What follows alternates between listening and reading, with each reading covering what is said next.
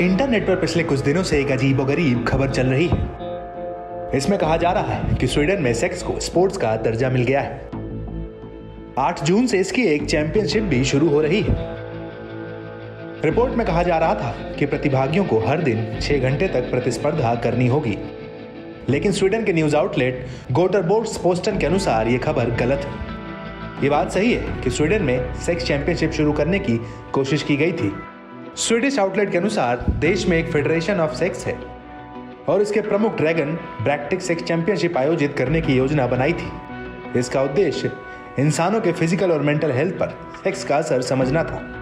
इसके लिए फेडरेशन ने नेशनल स्पोर्ट्स कॉन्फेडरेशन का हिस्सा बनने के लिए आवेदन किया, लेकिन इसे अनुमति नहीं मिली है। उन्होंने जनवरी में आवेदन किया था, लेकिन इसे खारिज कर दिया गया क्योंकि यह अधूरा था और कुछ आवश्यकताओं को पूरा नहीं करता था।